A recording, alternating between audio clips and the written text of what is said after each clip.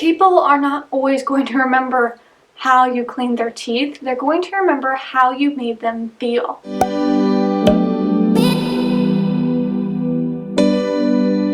What is up, guys, and welcome back to my channel. In today's video, I'm going to be giving you some tips on how to connect with your patients. If this is your first time seeing me, hello, my name is Rachel and I am a registered dental hygienist. So even though these tips are going to be geared more towards the dental profession, they are definitely going to help in other different professions as well. So ultimately, you are their healthcare provider. They are there to receive a service. They are paying for a service. It is your job to give them and provide that service. One big thing about our profession is the majority of people aren't happy to be there. Let's just be honest. Most people just want to get the out of there. However, other people really enjoy the socialization. People love to be treated like a person and not a number. They don't want to be treated like they're in a revolving door. Whenever patients feel like they have a genuine connection with you and they feel comfortable with you and they feel like you truly care about them and you really know them, they are more apt to not only want to come back, but feel comfortable when they come back. Building a rapport with a patient is such a huge part of keeping your practice alive and thriving, because if you don't have rapport with your patients, they're going to feel just like another number. The reason why we need to connect with our patients is because that is like 99% of the reason why they come to you. They feel comfortable, you know them. Do you know how many times that patients want to see the same person because they already know my situation, they already know my history. People don't want to have to go through that over and over and over again with different people. The more they connect with you, the more they are only going to want to see you. There are so many patients who have been seeing a certain person for such a long time, they get super antsy whenever they have to see somebody else because they have to start from day one again. That's how we show them that we truly care about them, whether they are in the dental office or whether they are outside of the dental office, because so much of people's lives affects how they take care of their teeth. I mean, if they have a really busy, crazy life and they have 10 kids, the chance that they're going to spend 2 minutes brushing their teeth twice a day are pretty slim because they have their hands full. They have a lot on their plate. Is their parent dying of cancer? Are they going through chemotherapy? There could be so many distractions that are going on in somebody's life that it's easier to understand why they have the habits that they do if you can understand what's happening as a whole around them. This is why people refer their friends and their family and people that they care about to your office. Now, I feel like with most people, you can pick up on what they would prefer pretty quickly within the appointment. So always be watching out for their body language and always be trying to pick up on their cues. Not everyone is looking for a friend in the dental office, so don't be offended or get upset if someone is really hard to crack. Some people find it really relaxing to get that alone time, to get that silent moment to themselves. So they really just want to be there to enjoy it. And then other people are very on edge. They're very nervous. So it is more comforting to them and more soothing for them to have you talk them through it the entire time to help distract them from what's actually going on. One cue that I pick up a lot is whenever patients close their eyes. So sometimes people will close their eyes and they're still chatty Cathy, but a lot of times I find that whenever people are in your chair and you're asking them questions and they give you very short answers and close their eyes, I take that as it typically means they are just there to relax and they don't want to be talked to through the whole appointment. Compliments are also a really great icebreaker. Oh, I love those shoes. Oh, your handbag is super cute. I love your top. Where did you get it? People love to be complimented and it distracts them from them focusing on completely what's going on. That is one of the best ways to break the ice whenever a nervous patient comes back. It gets them distracted, even if it's for just a second, about what is going to be happening. A good way to start with this is at the beginning of the appointment, try to keep it just about dental related. Ask them if they have any concerns. And when they tell you about their concerns, this is when you're able to give suggestions or recommendations to them. Ask them about their hygiene habits. What are they using for a toothbrush? What are they using to floss? Or are they not flossing? Are they using a water pick? What do they use for mouthwash? What kind of toothpaste do they use? When you talk about different products or different techniques, this is when you're able to suggest other things to them that might work better.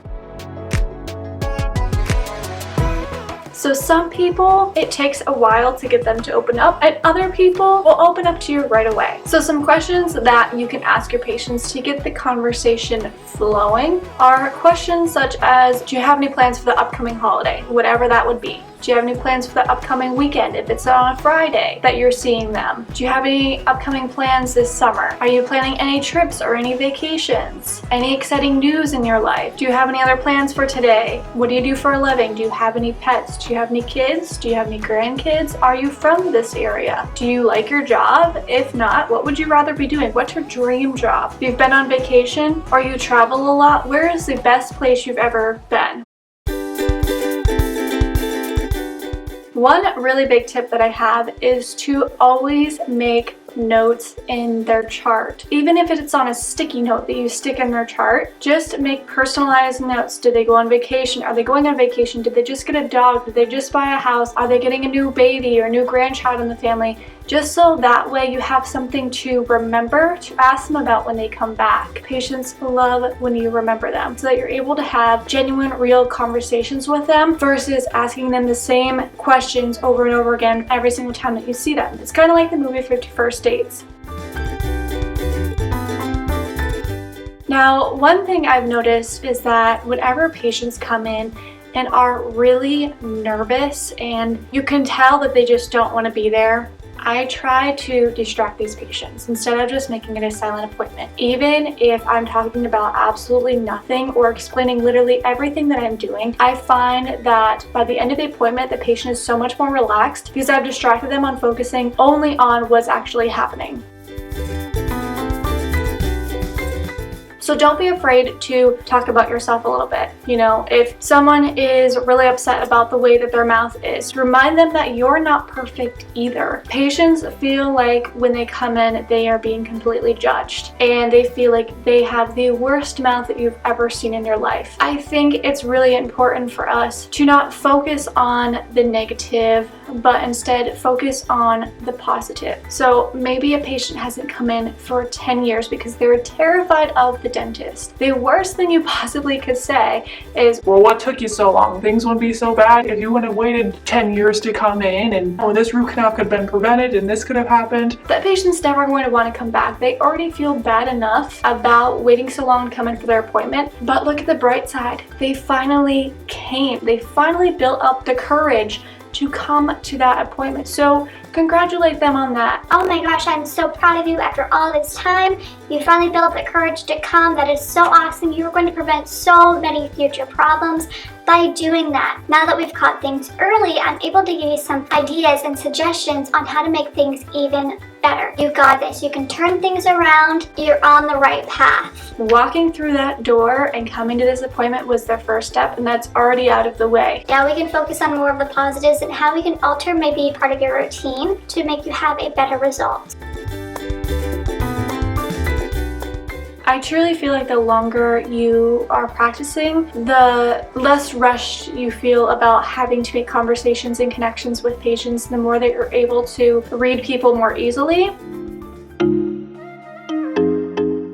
Another thing to keep in mind is that whenever you are working on your patient physically in their mouth, they aren't able to respond to you unless you take their hands out of their mouth. So make sure that you give them breaks to respond to you, but also keep in mind that the more you talk to them, the more they're going to keep talking back. So make sure that you're paying attention to how much time you're spending talking, so that way you're not eating up your entire appointment talking. Another thing is whenever you're, let's say, polishing or using an ultrasonic, it is very hard for your patients to be able to hear you whenever you are talking, especially in people who are already hard of hearing or older.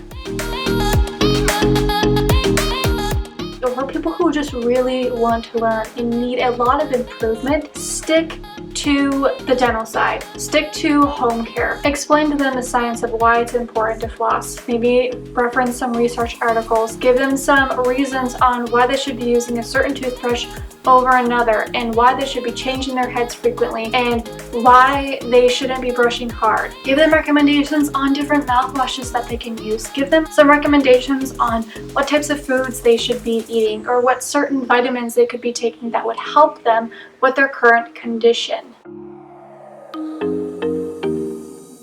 As much as you can, try to keep the conversation about them. People love when people ask questions about them. Most of the time, they love talking about themselves.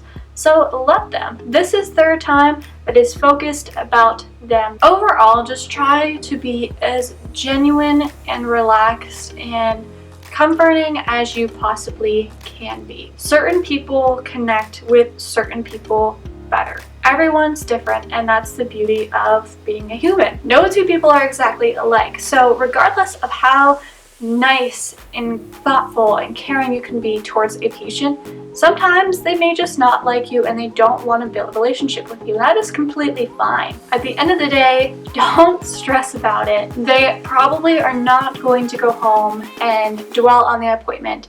So the last thing that you should do is go home and dwell on the appointment if, let's say, you didn't talk to them enough or the patient wasn't comfortable enough. Nobody is perfect. Nobody's perfect. And like I said, the more that you are in practice, the more that you're going to feel comfortable doing this with patients. And if you're hesitant at first, like I said, stick to just simply dental related questions, dental related topics. At the end of the day, that's what they're there for anyways.